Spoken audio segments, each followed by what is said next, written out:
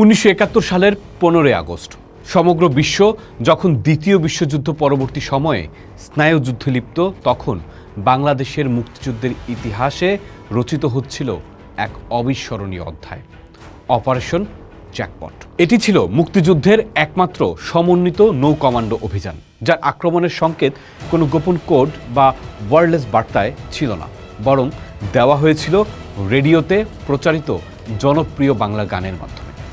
ভারত থেকে প্রশিক্ষণপ্রাপ্ত 148 জন নৌ কমান্ডো তখন চট্টগ্রাম, মোংলা, চাঁদপুর ও নারায়ণগঞ্জ বন্দরে পাকিস্তানি জাহাজের নিচে মাইন ফিট করার অপেক্ষায়।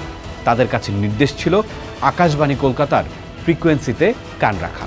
আক্রমণের পরিকল্পনা সাজানো হয়েছিল দুটি বিশেষ গানের মাধ্যমে। 13 আগস্ট সকাল ও সন্ধ্যায় আকাশবাণীতে বেজে ওঠে আরতি মুখোপাধ্যায়ের গাওয়া গান আমার পুতুল আজকে প্রথম যাবে শ্বশুরবাড়ি।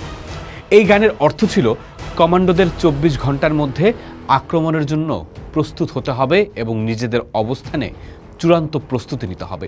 14 আগস্ট সকালে এবং সংবাদ বুলেটিনের পর বেজে ওঠে পঙ্কজ মল্লিকের কণ্ঠে গাওয়া রবীন্দ্রসঙ্গীত আমি তোমায় যত শুনিয়েছিলাম গান। এই গানটি ছিল চূড়ান্ত সংকেত বা অ্যাকশন সিগন্যাল। এর অর্থ আজ রাতেই একযোগে শত্রুর ওপর আঘাত হানতে হবে।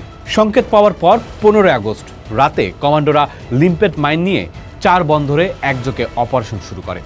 বিকট শব্দে প্রকম্পিত হয়ে ওঠে বন্দরগুলো। মাত্র 45 মিনিটের অভিযানে চট্টগ্রাম, মোংলা, চাঁদপুর ও নারায়ণগঞ্জে 26টি পাকিস্তানি জাহাজ ও গানবোট ধ্বংস ও ক্ষতিগ্রস্ত হয়। প্রায় 19,000 টন অস্ত্র ও গোলাবারুদ পানিতে তলিয়ে যায়।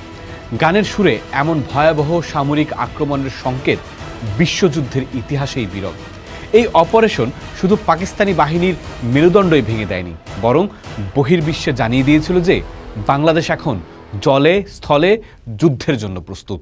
পোস্ট দেখুন, ভাবুন, করুন, থাকুন পোস্টের সাথেই।